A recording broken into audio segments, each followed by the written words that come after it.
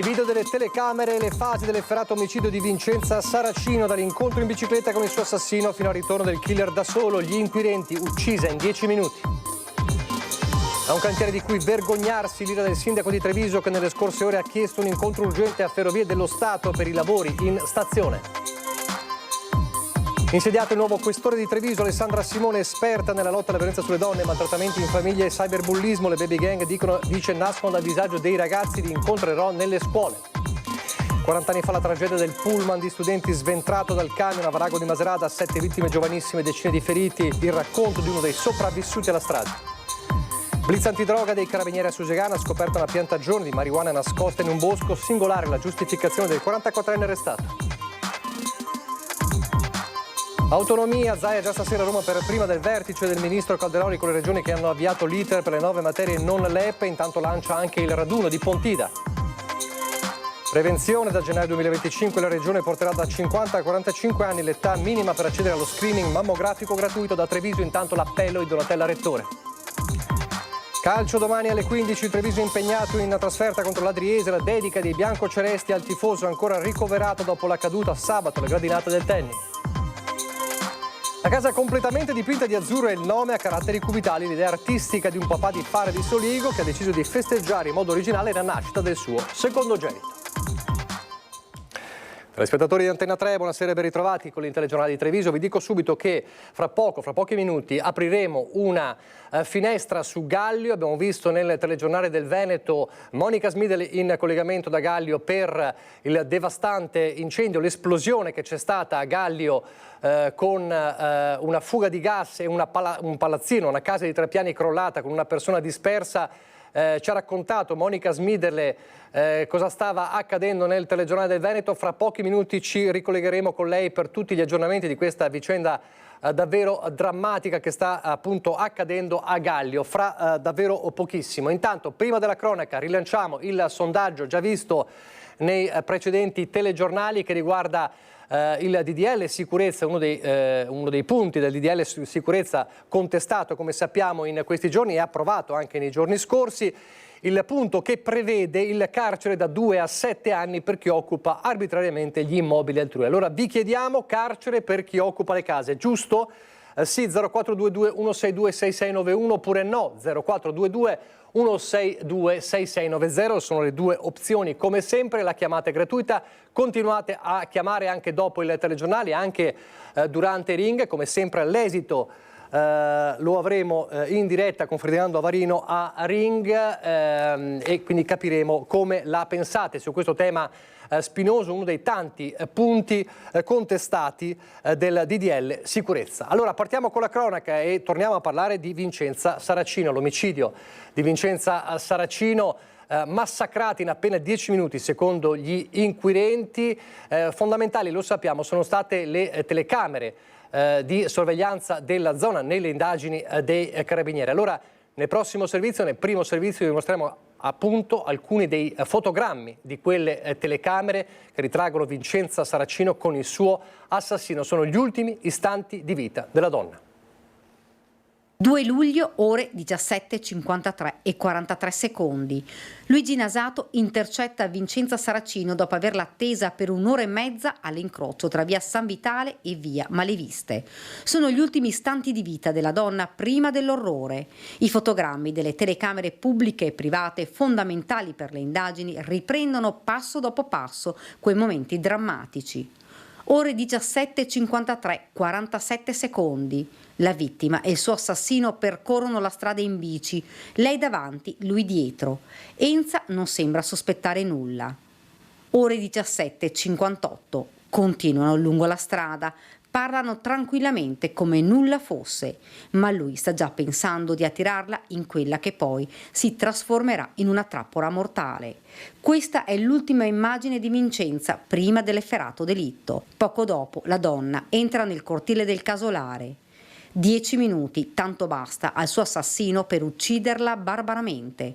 Dopo averla colpita con diversi pugni in faccia, estrae il coltello che si è portato dietro, le sferra 5 colpi in faccia, sul collo. La cinquantenne è a terra esanime. Sono le 18:10. Da quel casolare esce solo lui. Luigi Nasato, italo-venezuelano, in sella alla sua bici torna come nulla fosse a Vedelago, dove è ospite da alcuni cugini. Il giorno seguente si fa portare all'aeroporto di Venezia, in mano un biglietto per il Venezuela con tappa a Madrid, dove da qualche tempo lavorano i genitori con il fratello minore. In Spagna si ferma per una decina di giorni, poi il viaggio verso il Venezuela. Il 32enne pensa di essere al sicuro dopo aver massacrato Vincenza, ma la sua fuga dura poco. Venerdì scorso, a casa del nonno, dove il giovane abita, arrivano gli uomini dell'Interpol. Per lui scattano le manette. Per ora l'accusa è omicidio volontario aggravato da futili motivi, ma non si esclude che possano contestargli anche la premeditazione. L'assassino della porta accanto, lui aveva vissuto per anni vicino alla vittima. I contrasti che c'erano stati non avevano una sostanza importante, ecco, non c'erano motivi particolarmente economici né relazioni sentimentali, e quindi non si capisce bene perché, ma le telecamere danno un quadro abbastanza netto di come si sono svolte le cose. È partito l'iter per richiedere l'estradizione di Nasato. Ora bisognerà attendere la risposta delle autorità venezuelane. Solo lui potrà raccontare cosa lo ha spinto ad uccidere Vincenza e soprattutto con quale pretesto l'ha tirata fino al casolare abbandonato. Fra le ipotesi, quella che lui potesse considerare la donna responsabile di essersi intromessa nelle sue vicende personali e familiari. Una personalità, quella del 32enne, disturbata, problematica. Ha nascosto le sue intenzioni, la sua pericolosa follia, parlando con Vincenza prima di ucciderla senza pietà. E con l'arresto in Venezuela del presunto killer a tirare un sospiro di sollievo, l'abbiamo raccontato già ieri, sono più comunità a partire da quella di Treviso. Con un monito: non abbassare la guardia, sono le parole dell'assessore al sociale di Treviso, Gloria Tessarolo. Sentiamo.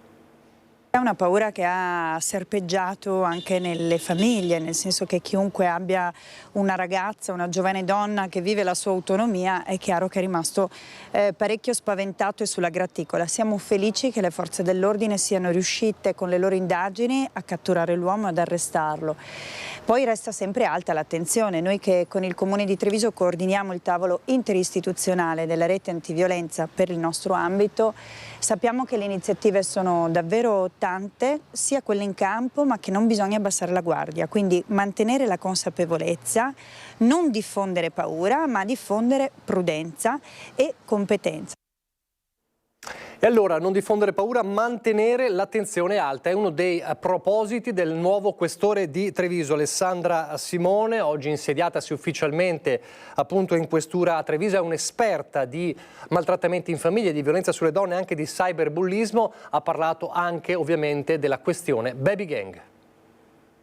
Ha diretto la questura di Savona negli ultimi 2 anni e mezzo e nella sua carriera spicca un forte impegno sul fronte del contrasto alla violenza di genere e degli abusi sui minori.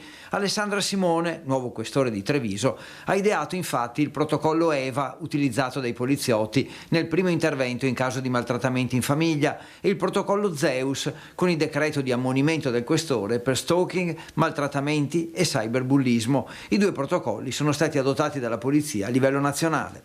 Esiste uno strumento importante di prevenzione nell'ambito delle violenze domestiche che è l'istituto dell'ammonimento del questore, che comporta la possibilità di intervenire al primo schiaffo, anzi oggi grazie a delle modifiche legislative importanti anche prima del primo schiaffo, alla prima minaccia, e far sì che interrompendo il ciclo della violenza non si arrivi ai purtroppo tristissimi femminicidi.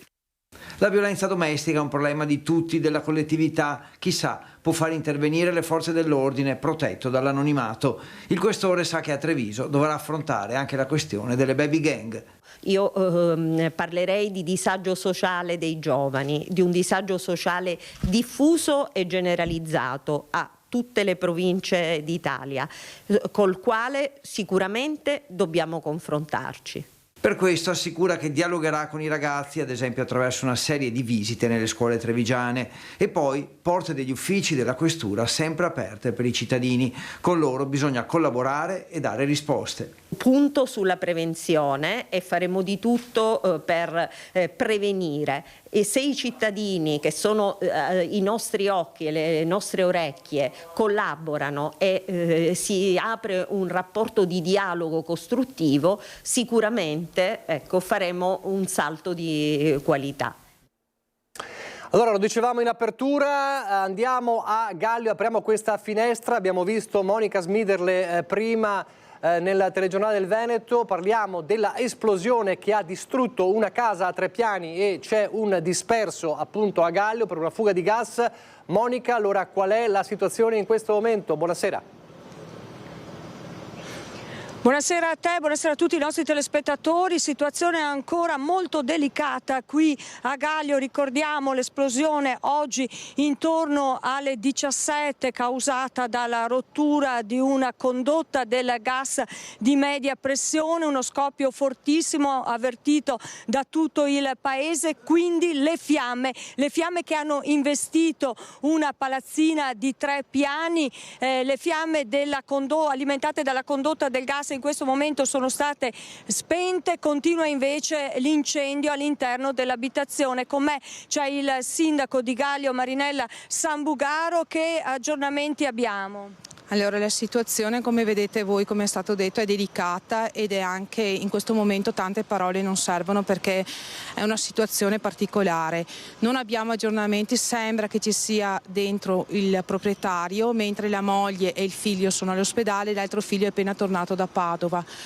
Non abbiamo notizie certe e non so neanche cosa dire perché sinceramente in questo momento le parole non servono. C'è tanta tristezza ed è tanto dolore, tanto dolore. Raccontiamo dunque il dolore di questa comunità. Sindaco, va detto che anche le altre case, insomma, a ridosso dell'incendio sono state evacuate. Sono state evacuate per precauzioni le case limitrofe, l'hanno fatto i carabinieri che sono qua sia di Thiene che di Asiago e anche i vigili del fuoco e adesso stanno facendo le valutazioni ulteriori.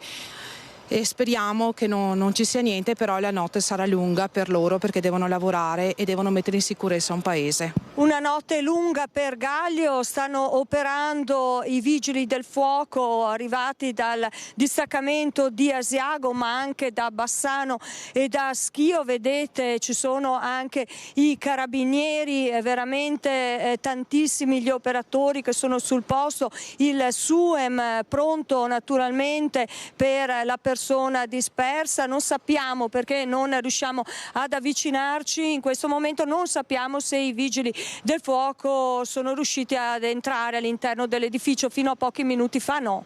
No, fino a pochi minuti fa no, non possiamo entrare neanche noi perché logicamente la zona è pericolosa e quindi ci allontanano tutti quanti e speriamo in bene. Non so neanche cosa dire perché è un momento che non ho neanche parole, mi dispiace. L'amarezza, la difficoltà del sindaco naturalmente sono evidenti, vi abbiamo raccontato la difficoltà di questo paese, di Gallio che si trova a vivere davvero una notte drammatica. Da Gallio è tutto, la linea torna allo studio. Grazie davvero a Monica Smiderle, grazie anche al sindaco. Credo che tu sia con Renzo Rigon, non vorrei sbagliare come tecnico e mi dispiace se ho sbagliato nel caso.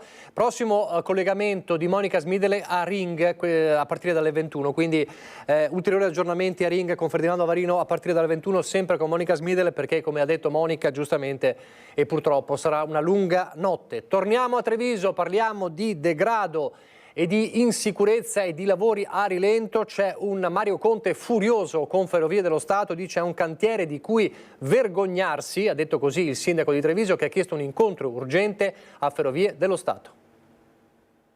Ma ricordo che siamo già pesantemente in ritardo, cioè RFI è in ritardo di quasi 2 anni sul cronoprogramma e poi ho riscontrato tutta una serie di criticità, dal degrado, la sporcizia, mancano le panchine e i cestini sulle banchine, insomma una stazione indecorosa di cui io mi vergogno, gliel'ho detto anche telefonicamente ai vertici di RFI. Non è una semplice arrabbiatura quella di Mario Conte. Treviso fa intendere, senza tanti giri di parole, non merita un cantiere pressoché fantasma in quella che è, accanto all'aeroporto Canova, la sua porta d'accesso. Da qui il messaggio inequivocabile. Io ho chiesto un incontro urgente ai vertici di RFI perché in occasione dell'ultimo sopralluogo fatto personalmente ieri ho riscontrato che in un cantiere da 20 milioni di euro c'erano presenti 6 operai che quindi non riescono certamente a garantire il cronoprogramma. I lavori dovrebbero ultimarsi nella seconda metà del 2025, ma la sensazione di stallo inquieta. Sullo sfondo, tra l'altro, ci sono anche le Olimpiadi di Milano Cortina 2026, con il capoluogo della Marca che sarà snodo importante verso le Dolomiti. L'obiettivo di questo incontro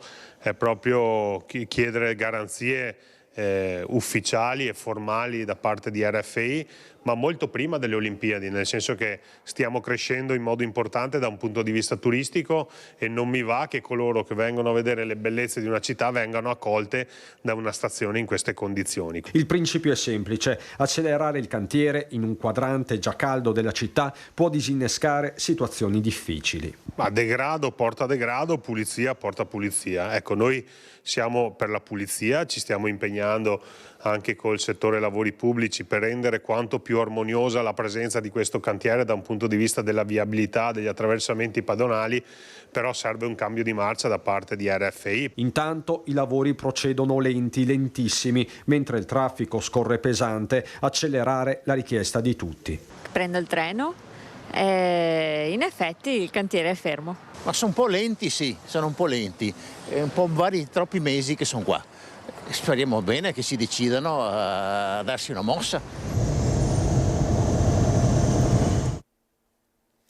Intanto, a proposito di lavori, da questa mattina è iniziata la nuova fase dei lavori di rifacimento di Ponte Ottavi a Treviso, chiusa al traffico via Ottavi tra via Benzi e via Plinio il Vecchio. Secondo il cronoprogramma, entro il 2024 saranno completati i bypass dei servizi a rete, saranno demoliti l'impalcato e piedi di appoggio e realizzate le nuove spalle. Con l'inizio del 2025 sarà ultimata la costruzione del ponte nelle officine di carpenteria e quindi la struttura sarà posizionata nella sua sede definitiva. La riapertura del nuovo ponte è prevista entro l'estate del 2025. Torniamo alla cronaca. Incidente in via Cadore a San Vendemiano, un'auto con a bordo 3 giovani si è capovolta, come vediamo nelle immagini, mentre stava percorrendo la statale 51. I ragazzi sono riusciti a uscire dall'abitacolo da soli, riportando lievi ferite fortunatamente.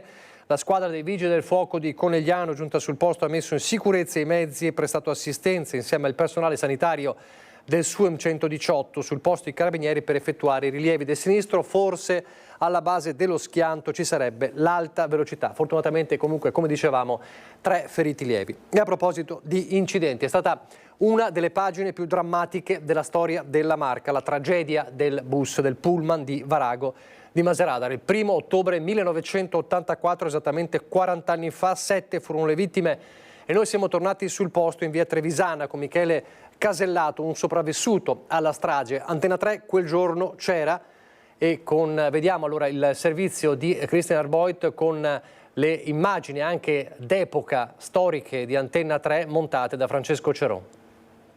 L'ha aperta come una scatoletta di latta, diciamo, ecco. E ricordo che dentro la corriera non si aprivano le porte. Beh, prima di tutto una bomba di vetri, di tutto, non si è più visto niente. Io ero verso il retro e le porte non si aprivano e tutti urlavano aprite, aprite, aprite, ma le porte. Allora c'è chi è uscito a scappare davanti, chi saltava dalla parte tagliata, diciamo, del rimorchio. E siamo usciti, eravamo bambini di 14 anni.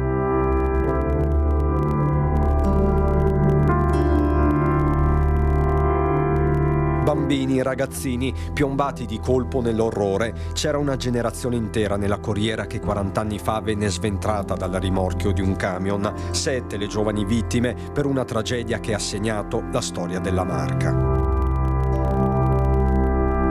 Ore 13:15, 1° ottobre 1984, via Trevisana, Varago. La strada non è quella di oggi, la careggiata è stretta e c'è anche una curva addolcita nel tempo. Pochissime le case, la collisione è terrificante. Michele Casellato era su quel pullman, ne è uscito indenne per un gioco di impalpabili coincidenze. E sono salito all'Angenigo, all'uscita delle scuole, nella corriera era piena zeppa e mi sono seduto, ho trovato un posto a sedere. E siamo partiti. Un mio compagno di scuola mi ha chiesto: Michele, mi lasci il posto?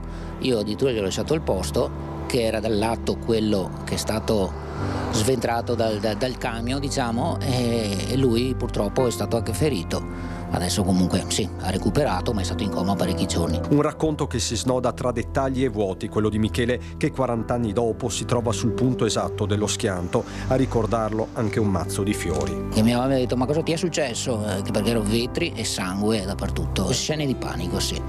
Per altre cose magari penso che il cervello di un bambino di 14 anni le cancelli direttamente. Inesistente all'epoca il supporto psicologico, ognuno ha convissuto con i propri mostri e continuerà probabilmente a farlo. Non c'è stato nessun supporto da nessuno, penso che anche qualcuno abbia, un po' tutti abbiamo ben delle immagini impresse in testa che non andranno mai via. Io ho l'immagine, a parte lo schianto iniziale, diciamo che non ho più visto niente, i corpi appesi, diciamo, sulla fiancata della corriera, quello sì. In cimitero a Maserada la comunità con il sindaco ha voluto omaggiare la cappella sorta per le vittime, lo ha fatto con discrezione e parole struggenti. 40 anni senza i vostri sogni, che erano i nostri, sogni che non avete potuto realizzare, sogni che sono rimasti vivi nei nostri ricordi. Ciao Barbara, Cinzia, Luisa, Fabio, Fiorenzo, Mauro, Michele. Il dolore resta, talvolta si modifica, cresce con chi c'era e si ritiene un sopravvissuto. Adesso che sono genitore mi medesimo su cosa hanno provato quei genitori, ecco, papà e le mamme.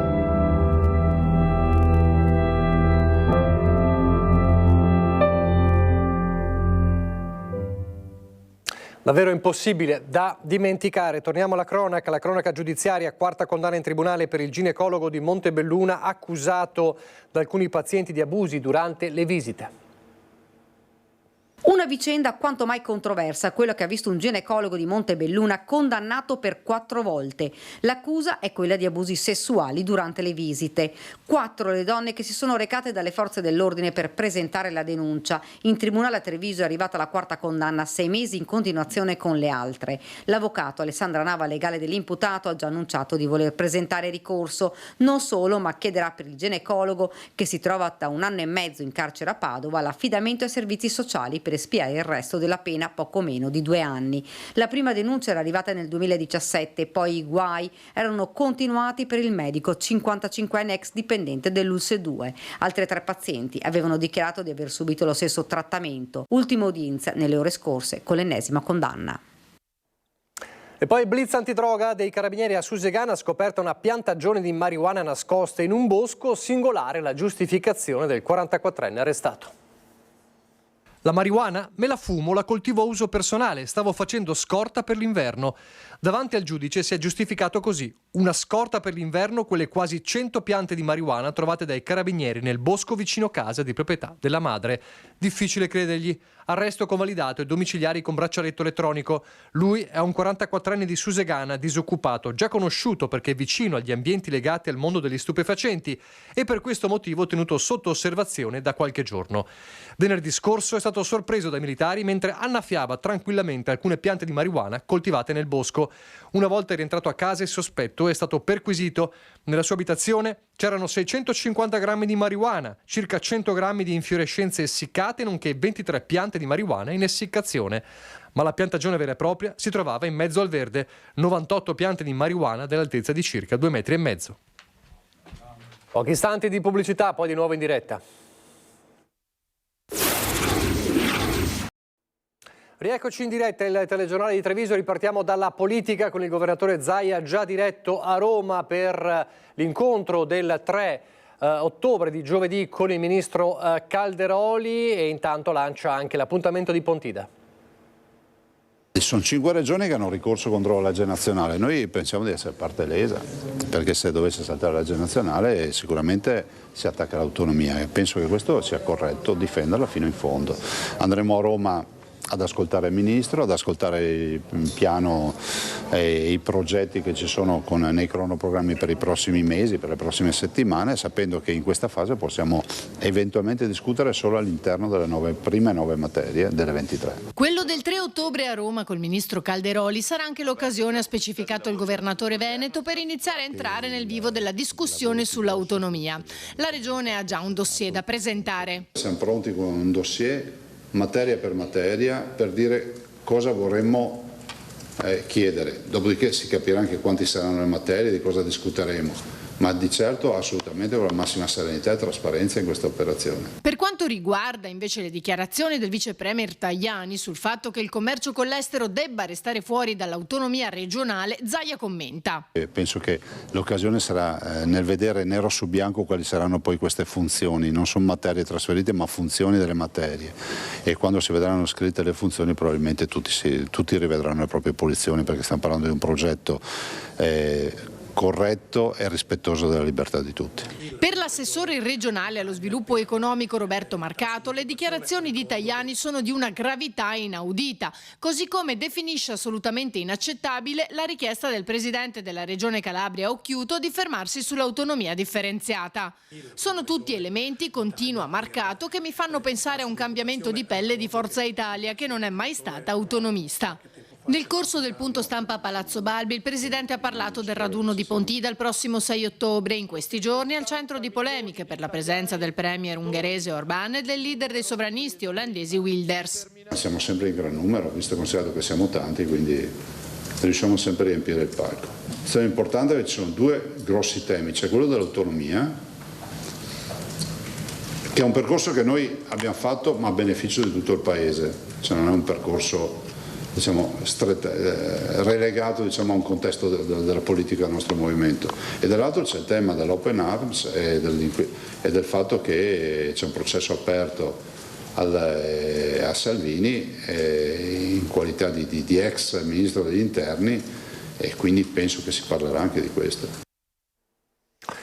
Parliamo di sicurezza sul lavoro. Partita oggi la campagna nazionale per le aziende del settore edile che devono chiedere la patente a crediti per certificare il loro impegno a combattere gli infortuni sul lavoro. Ancora una volta però a vincere, come sempre accade, è la burocrazia.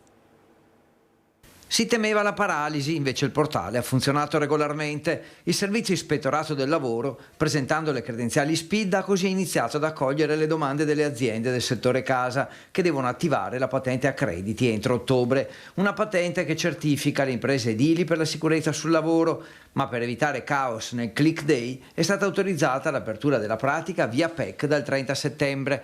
Per le imprese un ulteriore grosso impegno burocratico. Appesantisce un po' il lavoro degli artigiani, delle aziende che devono applicare questa norma, e essendo che il portale è arrivato proprio oggi, 1 ottobre, non si sa mai se si è a posto, se saremo a posto nei prossimi giorni. Per le imprese più strutturate sarà tutto più facile.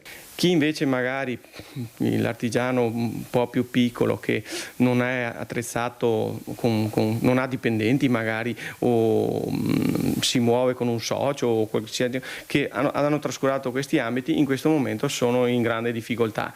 C'è poi la questione dei controlli. Se un'impresa non richiede la patente non sarà facile fare verifiche, e comunque solo attraverso l'aumento dei controlli si potrà davvero combattere il fenomeno, sostiene la CGA di Mestre. È anche difficile fare controlli, però alla fine, siccome è digitale, si vede subito dal punteggio che uno ha a che livello è, e quindi questo rating aziendale che viene visibile al pubblico, a tutti, quindi, perché quando si fa la ricerca si trova, è un elemento distintivo che aiuta anche la scelta del professionista o del cliente. Di certo è l'amara considerazione di molti imprenditori: la pubblica amministrazione fa ricadere ancora una volta sulle imprese documenti, autocertificazioni e adempimenti. Insomma, ancora una volta a vincere è la burocrazia. Parliamo di chirurgia e prevenzione del tumore al seno, mentre la Regione ha annunciato oggi, sempre al punto stampa, che da gennaio 2025 porterà da 50 a 45 anni di età, quindi abbasserà l'età minima per accedere allo screening mammografico gratuito. Treviso si prepara a essere il 16 ottobre prossimo per un giorno capitale della ricostruzione mammaria, e la testimonial d'eccezione ha un volto notissimo, quello di Donatella Rettore. A tutte le donne: abbiate cura di voi, amatevi di più di quello che vi amate, per cui fate tutti i controlli, tutte cose che voi sapete già, però so che molte di voi per pigrizia, ma a me non succede niente, certe volte bypassate certi controllini che invece sono fondamentali. A me, io non sarei qui adesso. È un appello che parte dal cuore, quello di Donatella Rettore, signora della musica italiana, che certo non ha bisogno di presentazioni e testimonial d'eccezione del Bra Day, l'evento che il prossimo 16 ottobre trasformerà Treviso nella capitale della ricostruzione mammaria. I numeri del Cafoncello parlano di un'eccellenza. Ci sono circa 600 casi di nuovi tumori che giungono all'ospedale di Treviso ogni anno, e di questi il 70% viene sottoposto a una ricostruzione immediata. Quindi sono pazienti che entrano malate e escono sane. E pensi che a Treviso abbiamo inventato una tecnica, la tecnica prepettorale,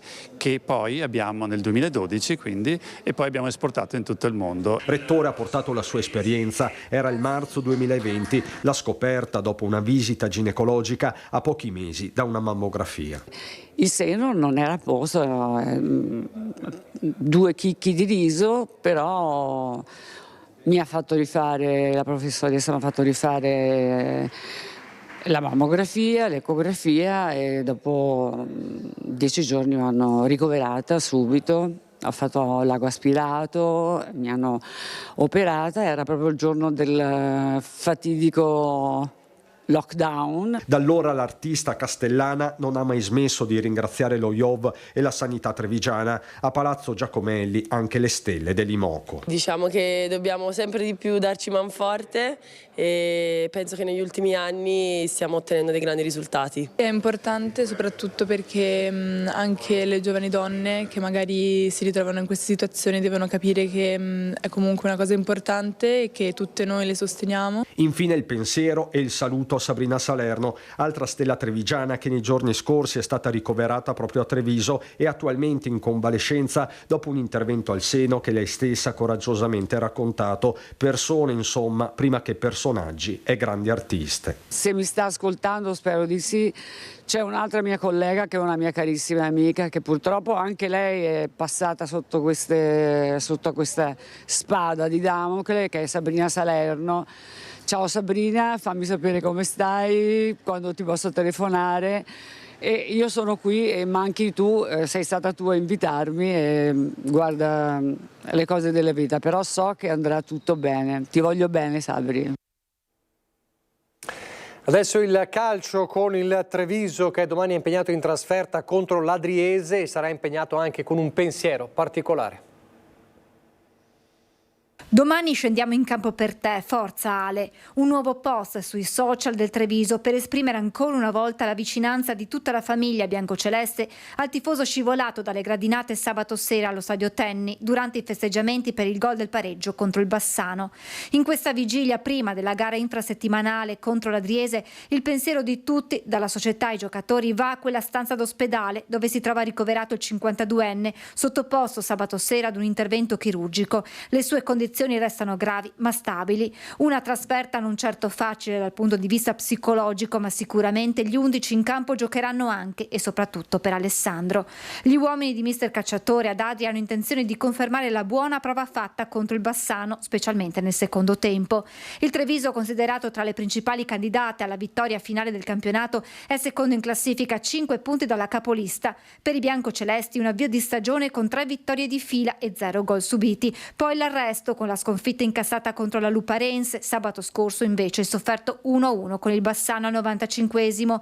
Tra le fila del Treviso diversi gli ex dell'Adriese, Gioè, Aliu, Brigati, Buratto e Beltrami, intenzionati a fare bella figura. La formazione di Cacciatore dunque è pronta a riprendere la cavalcata vincente, ma di fronte avrà una squadra che vuole risalire la classifica, dove attualmente occupa la 12ª posizione con 5 punti.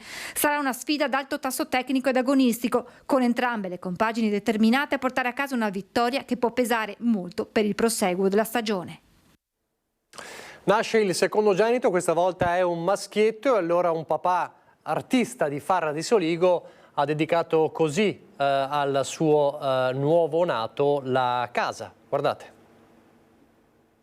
La casa completamente dipinta di azzurro, un'enorme scritta tridimensionale con il nome Ettore e poi decine e decine di palloncini a ricoprire il prato. Federico Lucchetta ha deciso di sfruttare le sue capacità artistiche per festeggiare la nascita del secondogenito, venuto alla luce la notte del 18 settembre. Il papà di Soligo non è nuovo a installazioni del genere. Già nel dicembre 2020 aveva deciso di accogliere l'arrivo di Vittoria in modo originale. Dove avevo fatto una cicogna gigante, eravamo sotto il periodo del lockdown e c'era proprio veramente la necessità di qualcosa di nuovo. Mi sono trovato di fronte alla necessità quasi di trovare una soluzione, ecco, di trovare una bella soluzione per questa nuova nascita. Però non volevo essere banale, non volevo che tutto dovesse fermarsi a una cicogna. Ho pensato a una cosa anche semplice nel suo che, perché cambiare colore a una casa è una cosa che uno può fare sempre, però ha destato un grande interesse, soprattutto anche nei membri della famiglia che sono rimasti entusiasti e naturalmente mi hanno preso per pazzo. Grande sorpresa in paese, ma anche e soprattutto per mamma Francesca al ritorno a casa dall'ospedale con il piccolo Ettore. Mi sono visto di dover tornare in ospedale perché si è messa a piangere, era disperata, non riuscivo a capire se era disperata per la casa dipinta, penso di sì.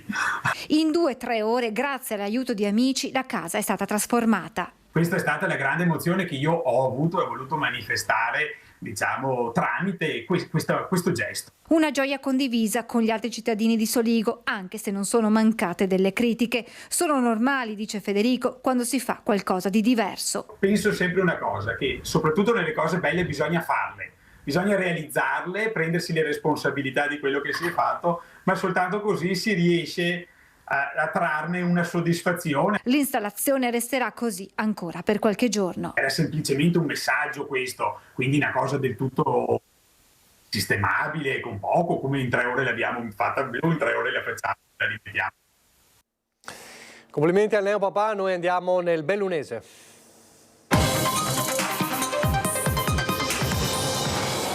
C'è un aggiornamento sul caso di Alessia Vedana e dello sloggio forzato dalla sua casa assedio, che abbiamo parlato ampiamente negli scorsi giorni, nelle scorse settimane. Era atteso giovedì scorso, è stato rinviato alla decisione del giudice, lo ricorderete. Ebbene, come ci ha comunicato il legale della donna, Gino Sperandio, il giudice ha concesso il termine di 60 giorni per il rilascio fino al 30 di novembre. Sollievo in via delle Fontane per Alessia e il figlio minore, un tempo che si spera utile per trovare una sistemazione per un futuro più sereno e dignitoso per entrambi. E adesso lo Ius Scholae, perché non passa l'ordine del giorno presentato al Consiglio Comunale di Belluno dai 4 gruppi della minoranza, un dibattito che è diventato anche scoppiettante in Consiglio. È un centrodestra bellunese che procede il suo cammino a geometrie variabili sullo Ius Scholae, contrariamente a quanto accaduto la scorsa settimana a Feltre. La maggioranza a Palazzo Rosso, compresa Forza Italia, compatta, ha detto no all'ordine del giorno presentato dai 4 gruppi di opposizione. Oltre 1 ora e mezza di dibattito che inevitabilmente ha evidenziato la frattura ideologica che, come ha affermato l'ex sindaco Jacopo Massaro, si è rivelato svilente rispetto al reale contenuto della discussione, che necessita di un approfondimento che va ben oltre le etichette. Profluvio di citazioni, voli pindarici, arzigogolate espressioni hanno contribuito a far alzare i toni. È accaduto in dichiarazione di voto con il capogruppo di Fratelli d'Italia Alessandro Farina, piccato perché dai banchi opposti è scappato più di qualche mezzo sorriso. Per cosa? Per chi? Per chi? Mancate di rispetto non soltanto alla figura di Alessandro Farina, rappresentante di Fratelli d'Italia in quest'Aula, ma anche nei confronti della maggioranza, nei confronti di un sindaco. A stento il presidente del Consiglio Comunale è riuscito a placare gli animi, sicché si è visto costretto a intimare la sospensione della seduta. Pochi minuti prima era toccato alla consigliera di Insieme per Belluno Elenia Bavasso stigmatizzare il comportamento dell'assessora Buttignon. Sento i suoi commenti come sempre, assessore Buttignon, ma vado oltre.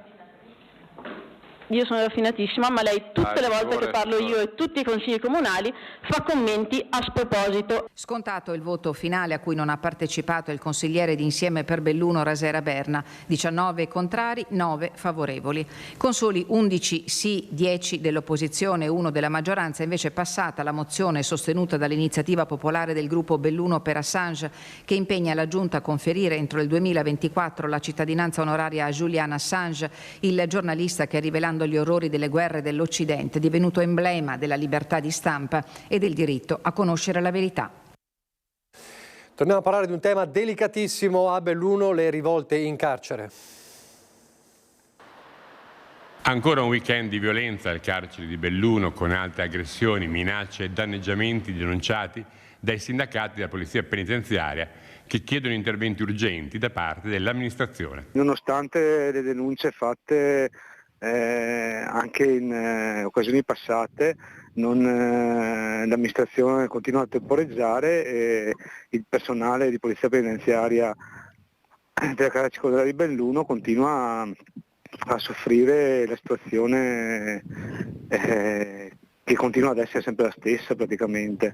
Tutto era iniziato venerdì con anche un poliziotto finito al pronto soccorso con prognosi di 7 giorni, presi di mira e distrutti i citofoni e il sistema automatico di apertura dei cancelli, con reclusi che hanno immobilizzato 2 agenti, minacciandoli con armi improvvisate create con lamette fissate su manici di plastica e ferro.